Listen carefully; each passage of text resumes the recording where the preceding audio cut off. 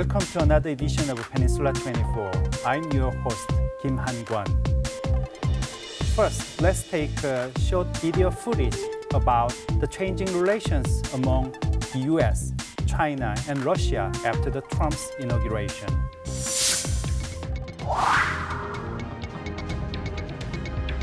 US President Donald Trump's plan to make America great again, China's President Xi Jinping's will to seek a bigger role on world stage, and Russian President Vladimir Putin, who has been called as a new era in the 21st century. Along with a new era of three strongman leaders, global society has paid its attention to the expected changes within the relations between Washington, Beijing, and Moscow. Donald Trump, who has become one of the core leaders of the global society, has recently unveiled his new strategy for foreign policy, which is ending sanctions on Russia and One China policy. Trilateral relations between the US, China, and Russia are expected to face significant changes. And on today's Peninsula 24, we discuss the outlook for the dynamics of Northeast Asia and necessary diplomatic strategies for Korea.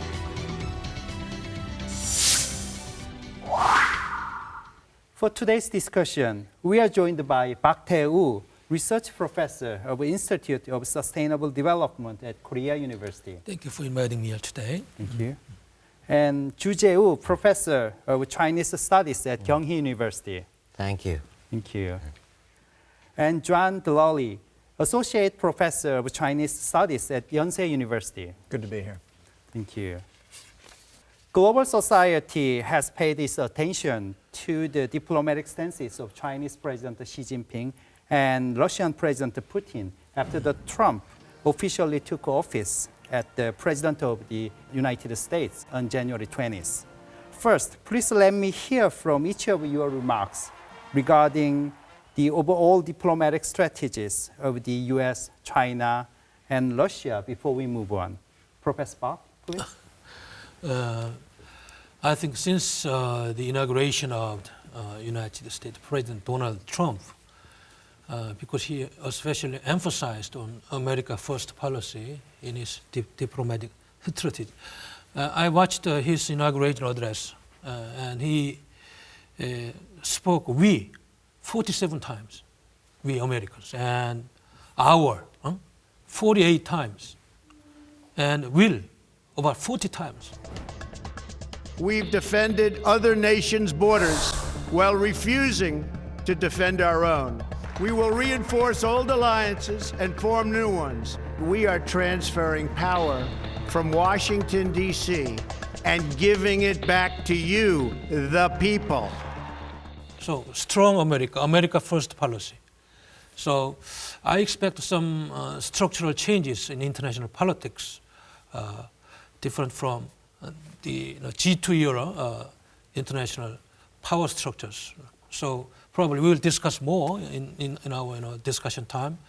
And the role of Russia will be a little more important than in the past, because now Trump is going to utilize the leverage of Russian power to check the rise of China in the East Asia, especially in the West Pacific region, I think. So the inauguration of Donald Trump will change international politics, especially in East Asia, to a much higher degree, probably regarding how to solve the North Korean nuclear question, something like that. So we'll discuss more later. Okay. Professor Choo?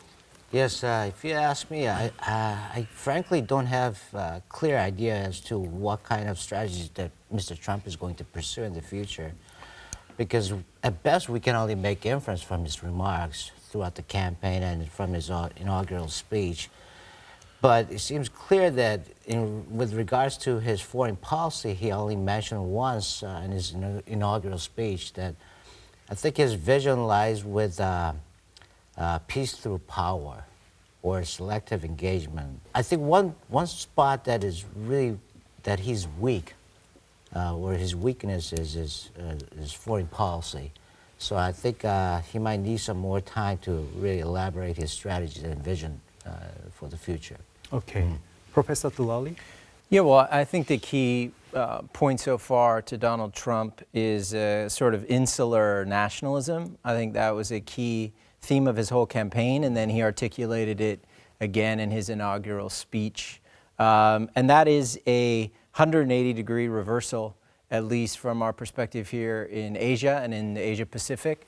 President Obama, former president, was trying to pivot more American resources economically through the TPP trade deal, and then also militarily and politically strengthening America's posture and presence in Asia.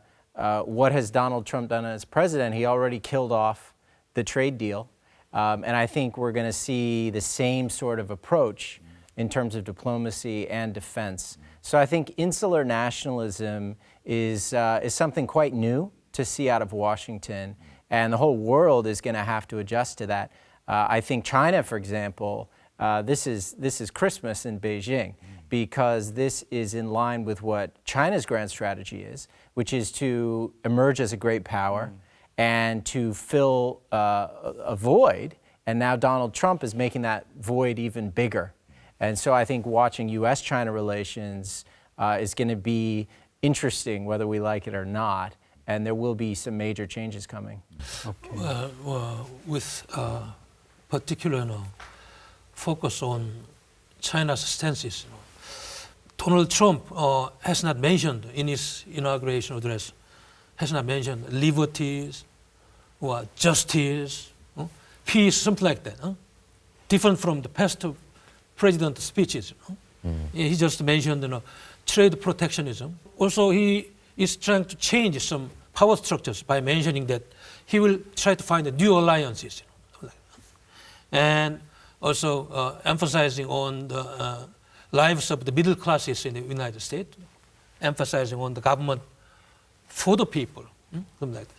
And also the dark shadows of American society nowadays. Many citizens are suffering from economic difficulties. Also, we have to look at the future. He emphasized future and future.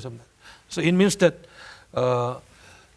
in terms of security and in terms of economic terms and the diplomatic axis, some changes are expected, especially nowadays in the South China Sea. Some military dispute there, some dispute settlement mechanism is not working.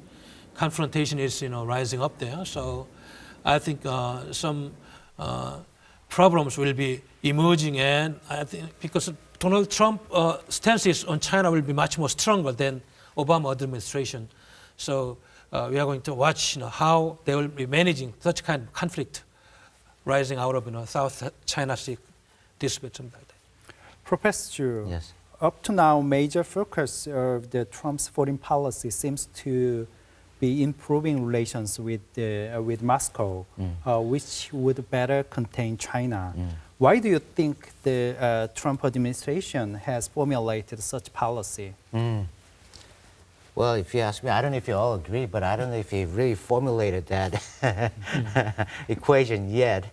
But I think it's just wishful thinking, or he might be bluffing, or at best. I think he sees some advantage that he can gain from improving relationship with Russia in the context of the United States relationship with China. But at this particular stage, I'm not too sure if really what is out there for the United States that can really lure Russia to his side in checking China, because obviously Russia is so dependent on China, not only economically but also in terms of security and politics. On the world stage, China and Russia have been really cooperative with each other, and they pretty much take the same stance on a lot of issues, and they're economically well dependent on each other. And I don't know what kind of incentives are out there for Russia to really dramatically shift its stance from China to the United States. I think that if Trump really wants to do it, I think there's only one incentive that it could really give to Russia is become an alternative to China. But I don't know if the United States is in capacity to do that. Yeah. Let's move on from the U.S. perspective to the Russian perspective. Professor Park, Russia has welcomed and celebrated the Trump's inauguration. Even a new word, Trumptin, was used in local media. Right. Do you think Russia will try to maintain close ties with the Trump administration? What's the reason for such close relations between the two countries at this moment? Donald Trump picked, the Secretary of State, former ExxonMobil chief executive, Rex Tillerson, Mr. Tillerson, who has been involved in the Russian oil project and has such close relations with Vladimir Putin, president of Russia. It means that Donald Trump is very much interested in forming a new alliance with Russia in the future. For example, during the campaign period, Donald Trump mentioned several times that even though Russia was criticized by the Western world, after their occupation of Crimea Peninsula there, and all the Western countries blocked the export of oil from the Russian production facilities. But Donald Trump said that, well, we can understand that why Russia occupied the Crimea Peninsula, and we can lift sanctions, exporting oil to the Western countries, something like that. It means that they have some complementarities to deepen their relations in the future. Of course, Russia will be utilized as a leverage, to check the rise of China in other issues like, security issues, even some economic issues, something like that. It is very interesting to watch that recently Xi Jinping rather mentioned the Davos Forum like liberal multilateralism or not protectionism of Donald Trump's stances. 人工智能、3D 打印等新技术虽然不断涌现，但新的经济增长点尚未形成，世界经济仍然未能开辟出一条新路。 It means that new possibility of conflict between the two countries in all the trade mechanism. But on the other hand, two countries still have a lot of remaining challenges to be tackled, including the Syrian civil war issues. Professor Delury, what kind of policy in terms of foreign and security direction can we expect to see from the Trump administration? Well, I think this gets us to a key point about Donald Trump's friendship with Vladimir Putin, bromance, some call it, in the United States. First of all, I agree with Dr. Choo that that could go away as quickly as it came, and you can't take that to the bank that that's a full board strategy that we're going to see roll out for 4 years. That's point one. But point two, I think, is that I also caution against assuming the Russia card is to be played against China. We think that because we're here in Asia and we're most concerned with China. Everyone in Asia is. But, at least when I look at the conversation in the United States over Russia, it's much more about the Middle East. It's about, going back to some of Dr. Park's points, how to get Russian cooperation in fighting ISIS. Remember that one of the key planks of Donald Trump's foreign policy is, I'm going to destroy ISIS. This was something he tried to beat up on Obama with, and also criticize Hillary Clinton during the campaign. And so that's actually the main thing he wants to use Russia for, is to coordinate the fight against ISIS. I think another one is Iran. Whatever he's going to do to roll back or play with the Iranian nuclear deal, he's going to need Russia's close relationship with Iran one way or the other.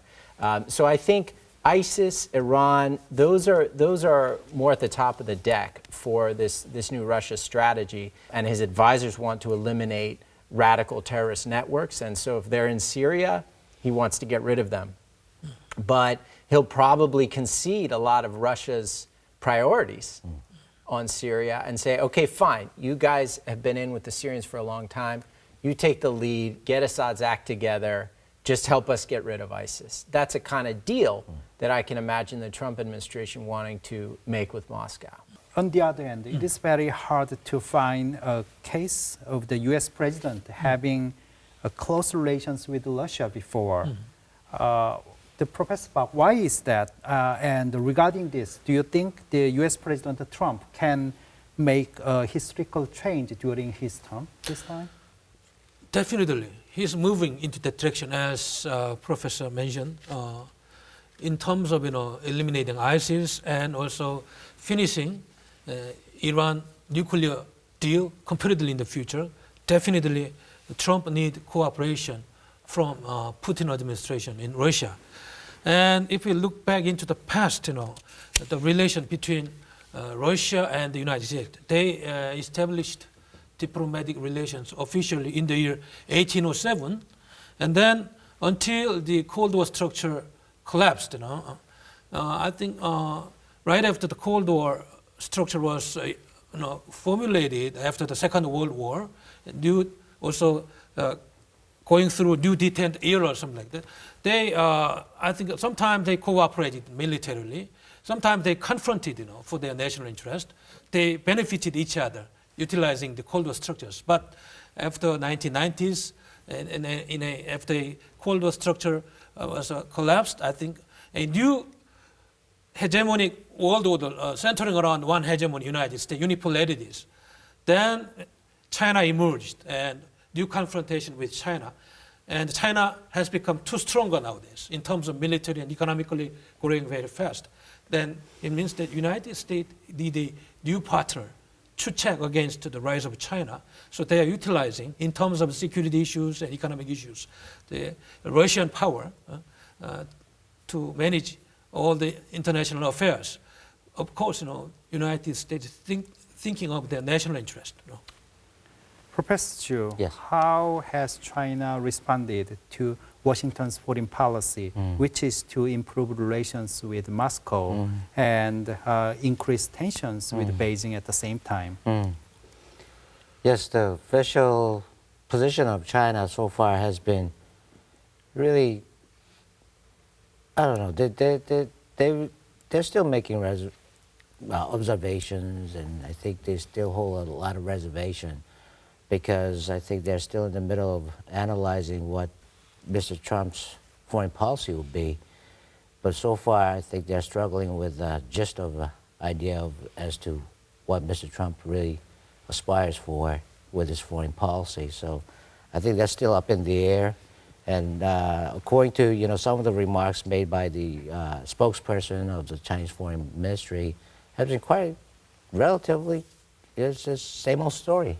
Yes, they would like to still observe, and they congratulated Mr. Trump and nothing else. And when he phoned Taiwan's president, Ms. Tsai, and then I think that's when they only made an official statement, particular respect to Trump's foreign endeavor, and that was about it. I think they still hold a lot of reservation. Okay. And most of the members of Trump's cabinet in diplomacy and security sectors classified Russia as an enemy country on their confirmation hearings. We must also be clear-eyed about our relationship with Russia. Russia today poses a danger. Its recent activities have disregarded America's interest. Professor Delury, even Mr. Rex Tillerson, who has been known as a pro-Russian figure, has mentioned that the US and Russia are not likely to ever be friends. What's the reason for such unexpected stances? What kind of challenges will the US face when it comes to strengthen its ties with Russia this time? Well, we have to put all of these comments in perspective and in specific context. So in the context of Senate hearings and congressional hearings, cabinet appointees are going to say certain things that are directed towards skeptics, especially within the Republican Party. Keep in mind that this new initiative of being close with Moscow is by no means a standard Republican Party platform. And so Donald Trump is pushing against conservatives, mainstream conservative foreign policy and liberal foreign policy. Moreover, it's not like the American people have been waiting for a close relationship with Russia. This is not necessarily the most popular position. Yes. And so he's facing a lot of headwinds in pursuing this strategy. And you see that coming out in things like the cabinet hearings where the appointees essentially had to say these sorts of statements, whether they believe them or not. To get through that appointment process, they had to look tough on Russia. Let's not forget one thing that hasn't come up has been there's constant there's been FBI investigations. There's constant reporting trying to figure out. Americans are having a hard time figuring out what connection existed between the Russian government and members of Donald Trump's team of advisors, over the last few months.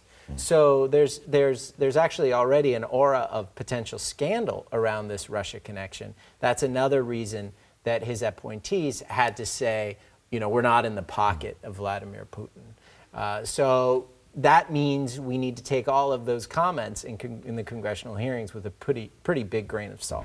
Okay.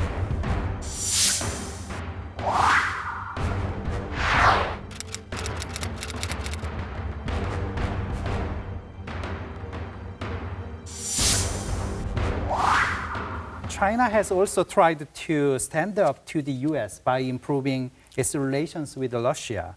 Chinese President Xi Jinping and Russian President Putin have had summit talks about 20 times, showing close ties between the two countries. Professor Park, do you think Beijing-Moscow relations will face any changes along with the Trump's pro-Russian foreign policy? If so, what kind of changes will take place? Well, some changes are expected, but not in such a short time prospect. Probably China and Russia will cooperate as they are used to cooperate in the past. But in the future, as Donald Trump is, I think, making new options, for the two countries, probably depending on what kind of agendas, the stances will be different. So, for example, in the this dispute of South China Sea problem there, Tillerson during the hearing session, I think that Tillerson said that, well, the artificial island must be stopped, something like that. Huh? Then Chinese foreign ministry spokesman said that such a crazy world, something like that. It means that in this kind of agendas, probably Russia and the United States will be much closer, while China will be isolated. But in the other areas, like economic multilateralism and also economic future WTO mechanism settlement, talk, something like that, China and the United States are much more involved with more, I think, the barriers and some heavy burdens to be shared by each other, managing international economic issues in the future. So depending on the agendas, I think, cooperations conflict, to varying degrees, I think, in the future. Okay. Professor Choo, Yes. what do you think is the biggest change facing U.S.-China relations under the Trump administration in comparison to that of the past U.S. government? I think it's a question of whether there's going to be more of a continuity than changes or more of cooperation than conflicts. I think there'll be more of continuity and cooperation than conflicts and changes, like many media outlets have forecasted.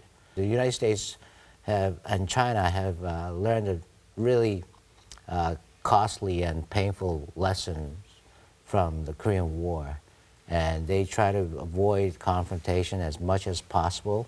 And to do that, they have been trying to build numerous channels of communication. And I think because of these efforts that they have made in the past, they've been able to maintain more of a continuity in their policy to each other. And I think we can expect sort of like that too. But I don't know if you can call it a provocation or provocative comments by Mr. Trump or his aides. But I see that as a precedence from the past.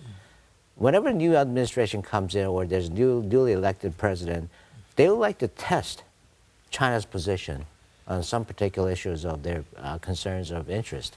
And they've been doing that. And regarding South China Sea and the artificial island and whatever, and then the trade remarks, they like to test and poke China a little bit and see how they react and see what kind of response that they would like to make. And I think they would like to take that as an indication or direction or guideline for their policy development here.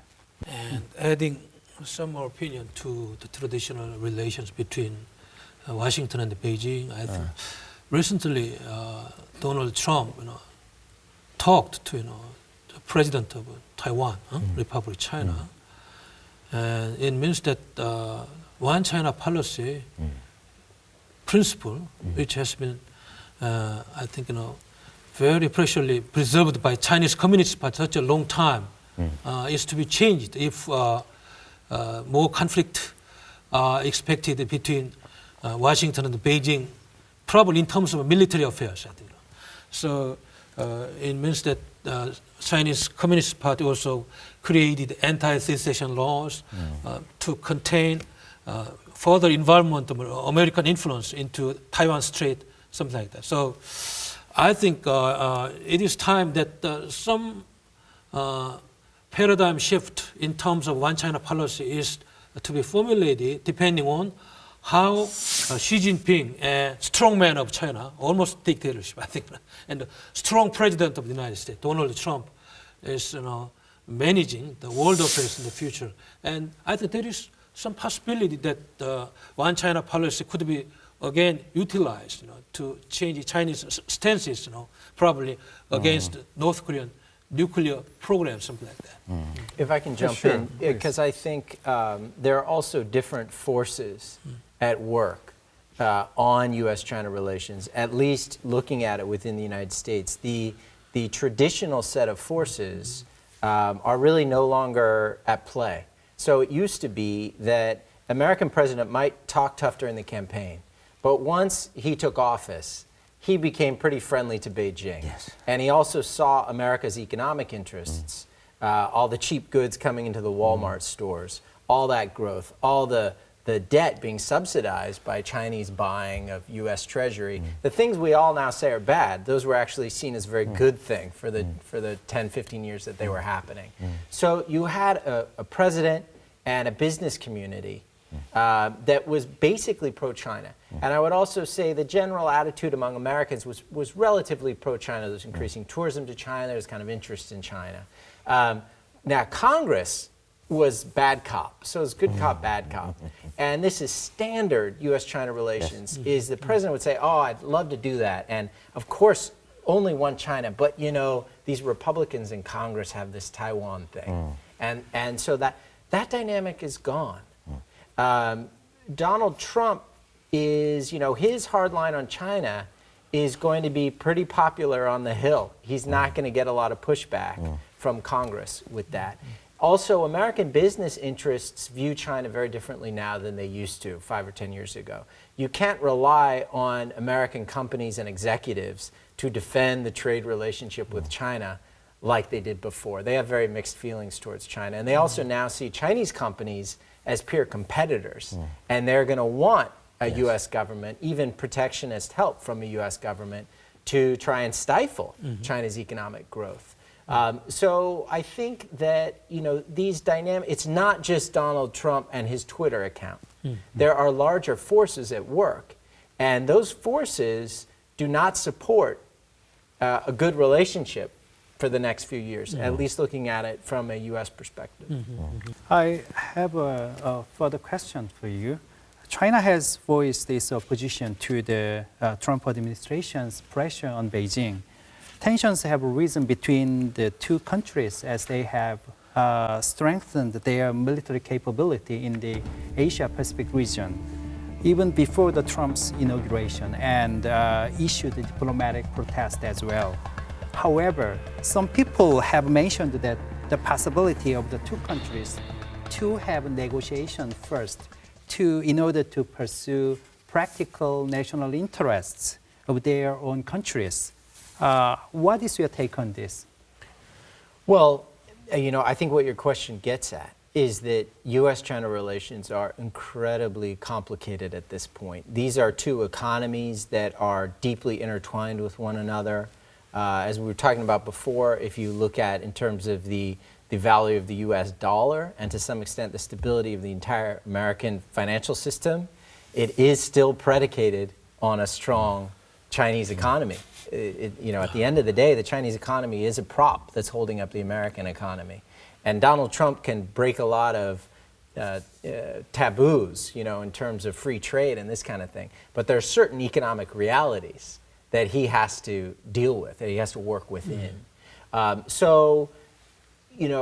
We've talked about his hard line in his rhetoric toward China, and I talked about how there's less support for a constructive relationship in certain ways over the next few years in the United States.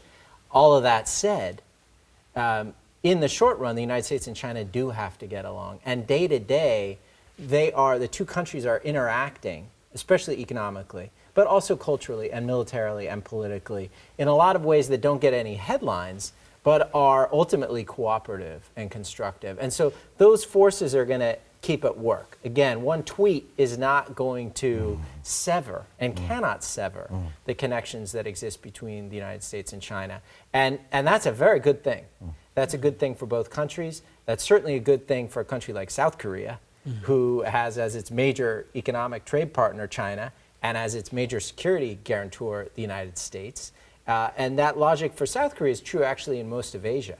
So there's an onus on Asian countries to make sure that whatever conflict we see between the United States and China, both sides may need more conflict.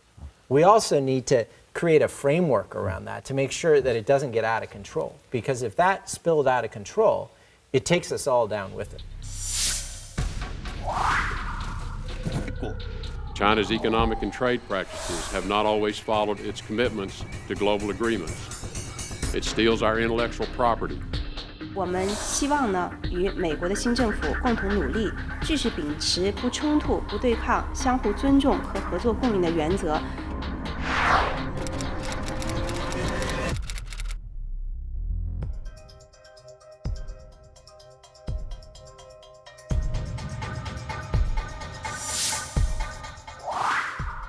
From the Korean standpoint, the problem is that the deepening conflicts between the U.S. and China have become a serious hindrance to the global cooperation on North Korean nuclear issue.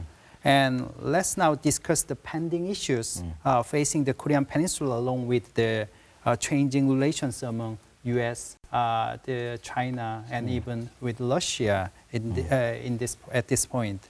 There's been the outlook released by a U.S. media outlet that China will not cooperate on the sanctioning against North Korea when Trump administration abolished one China policy. It means that China might make use of its relations with the North as a significant bargaining chip with the U.S. Do you agree with it? Frankly, I don't agree. Do you agree? Do you see the connectivity there? I mean, I think that's. I think it's very tough for China to get leverage out of North Korea. Yes. I think that the United States keeps pounding its head on a brick wall. That's right. Thinking that China is going to solve the North Korea problem for them. And unfortunately, so far, it looks like Donald Trump is going to pound his head on that wall a bit as well. But reversing the premise as you have to say the Chinese could use North Korea sort of against the Americans, I think that's tough. I think the Chinese can use it against the South Koreans because South Korea worries nudged up so close to these threats. Yes. If the relationship gets too bad with China, then we don't have any support when we have problems with North Korea. But the United States is far away from these things. That's right. It's hard to get leverage. That's right. I think, plus another point is, by agreeing to abide by the resolutions adopted at the United Nations, China is more restrained to really exercise any kind of leverage that if they used to have one. But at least for now, I think they're just losing their grounds because by accepting the international sanctions on North Korea, I say China is more restrained because over the years, if you look at the summit, or if you can call it a summit, or the head of the state meeting between the two countries, China and North Korea, that happened on the premises of China providing aid to North Korea. Without that incentive, the head of the state meeting wouldn't be held. And by taking that away, because China now has to go by the international sanctions on North Korea, they can no longer provide any kind of aid, which means they lost their leverage at least at the head of the state level. Do you see what I mean here? Yeah. So, and at the working level, that question is further, out of ballpark. So I don't think, really, just like Professor Delury said, I think, Mr. Trump might be keep banging his head on the door, but I don't think that there could be an alternative here. Yeah. Okay.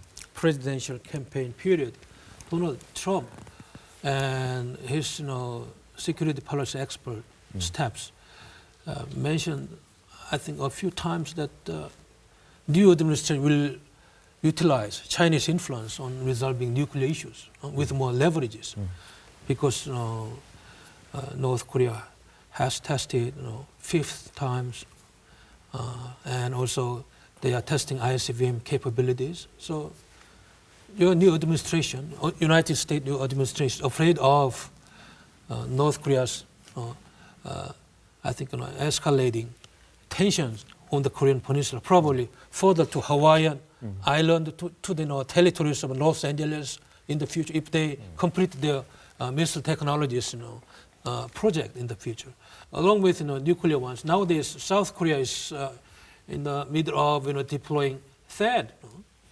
and China is raising strong objections.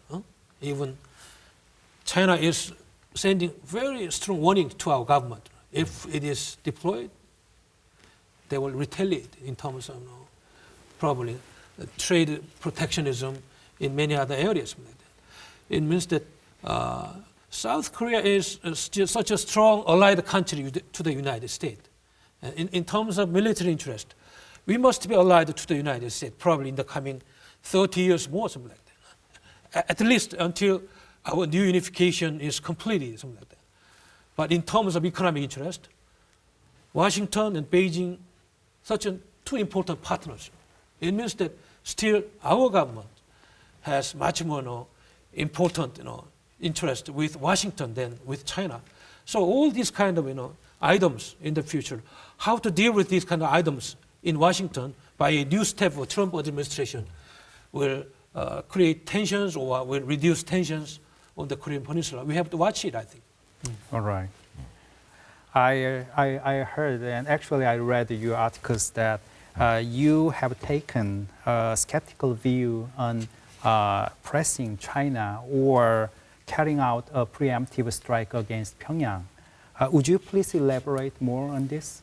Well, that's the million-dollar question.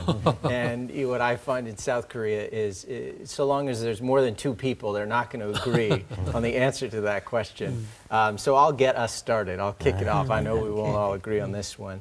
Broadly speaking, we could say there's three ways for the Trump administration. I think they have three approaches that they're going to be considering. One is the status quo, or strengthening the status quo, as Dr. Park was talking about, which is, for 8 years, the Obama administration relied on sanctions, relied on pressuring China, put a huge amount of diplomatic energy into trying to pressure China to pressure North Korea. And so it's likely we're going to see the Trump administration continue that.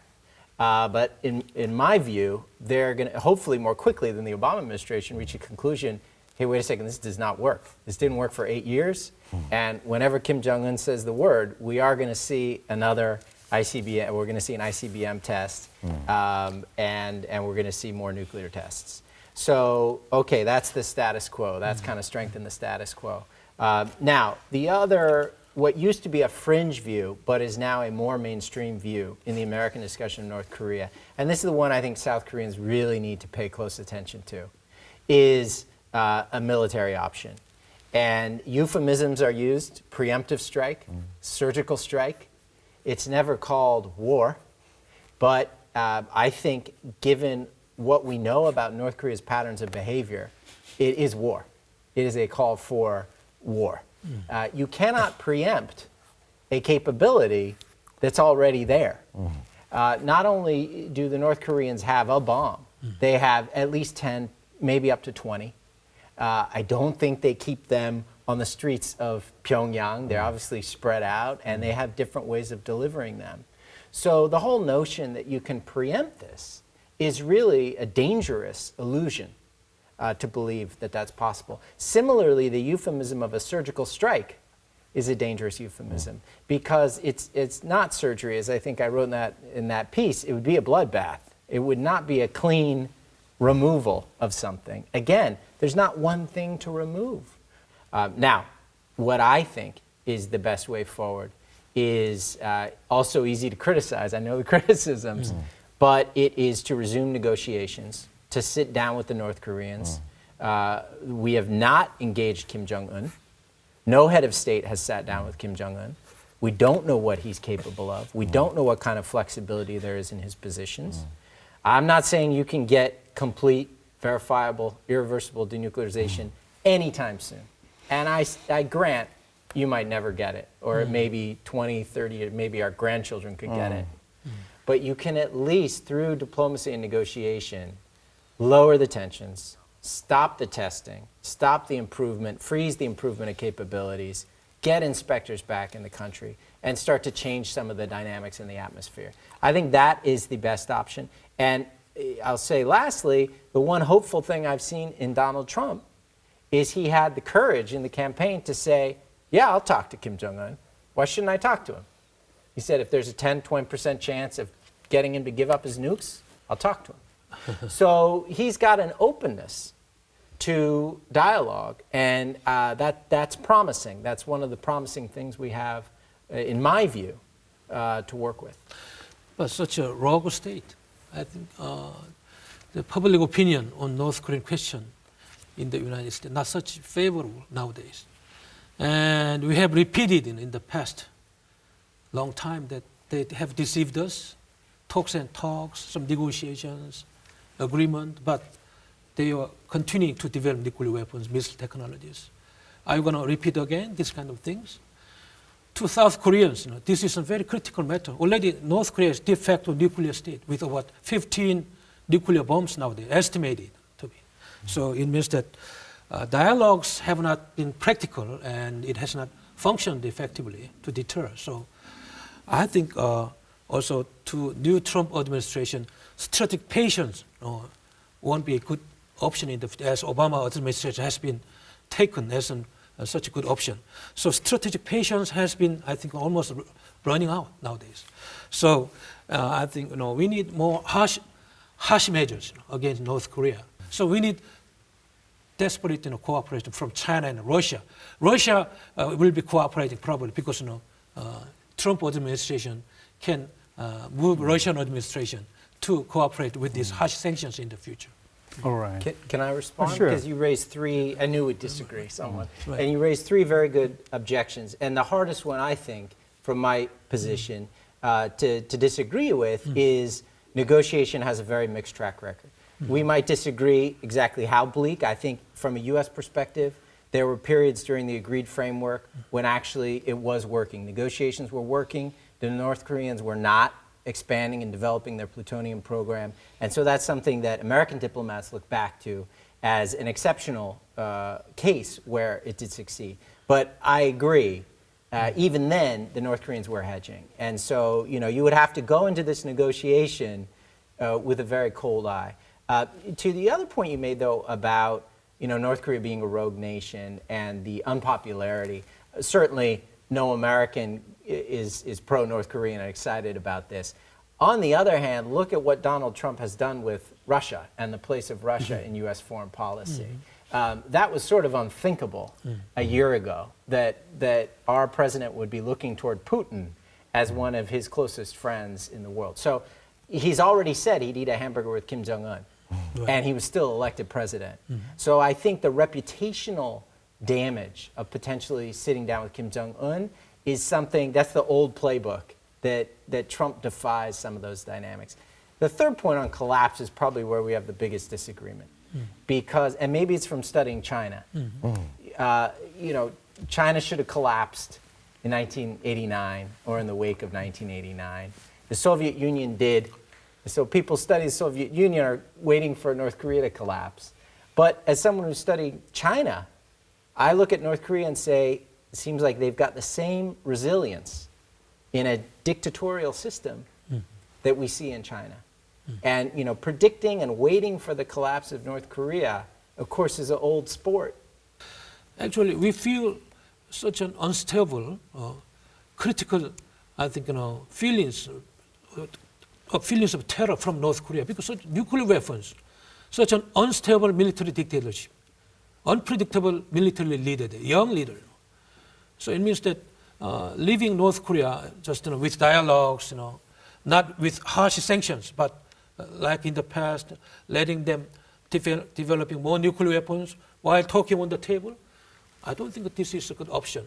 With such harsh options, with all the international community, United Nations Security Council, China, Russia, all included, we must make North Korea change. Otherwise, Taiwan, Japan, South Korea will be trying to develop nuclear weapons to keep our lives from the danger of North Korean brinkmanship in the future.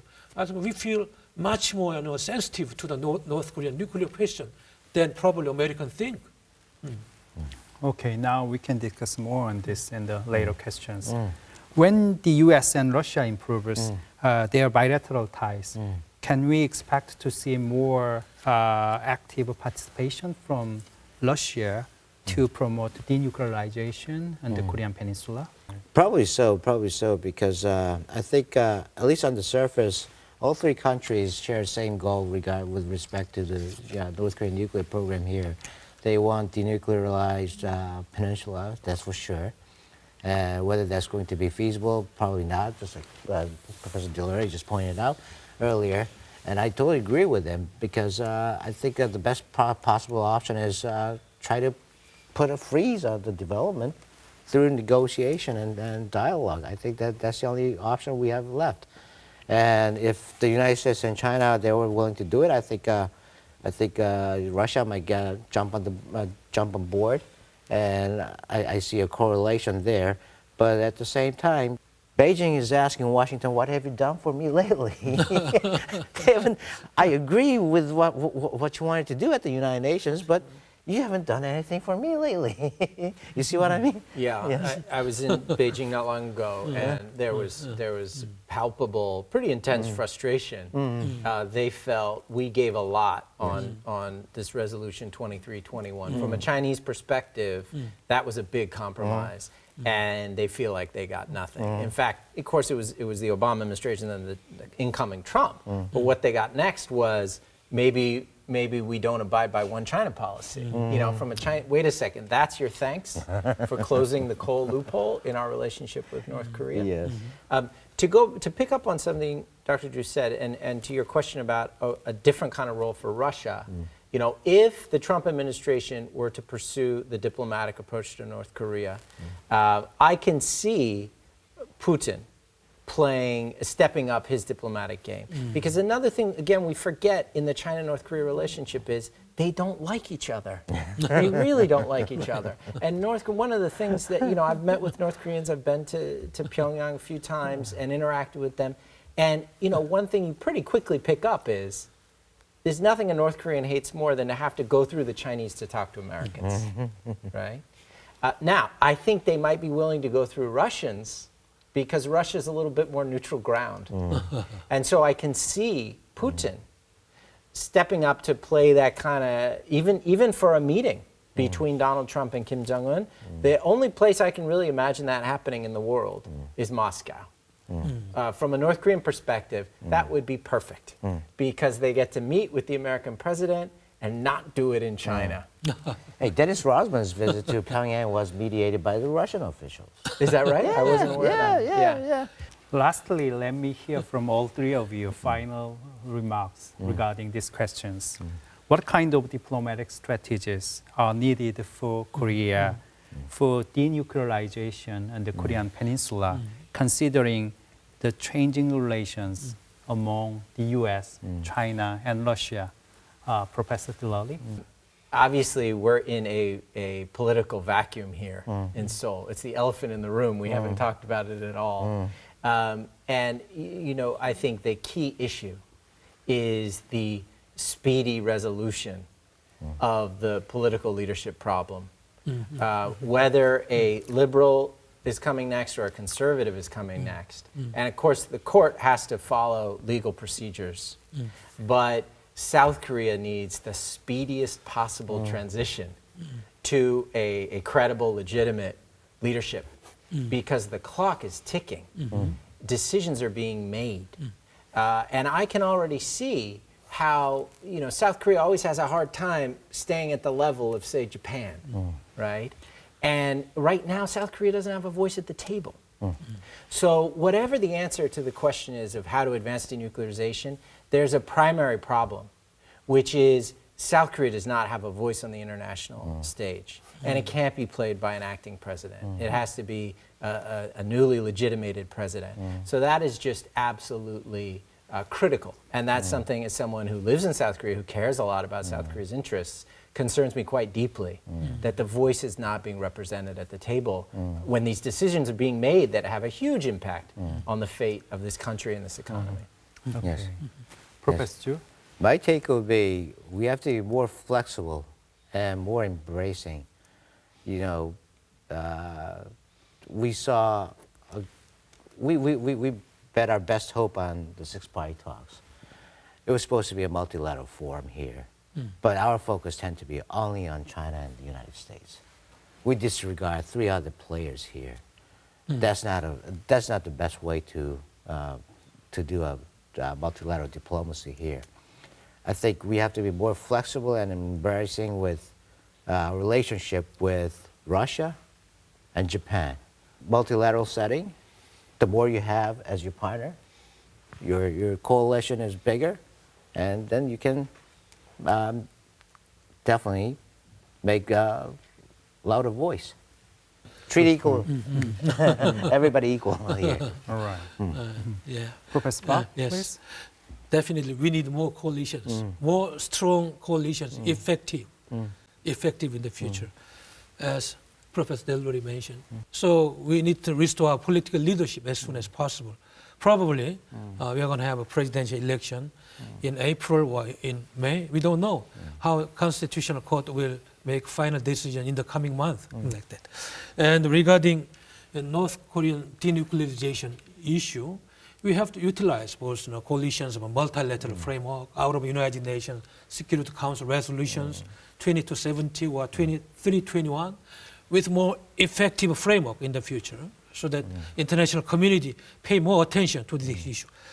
While also we strengthen our bilateral leverages against Washington, against Beijing, against Moscow, against Tokyo.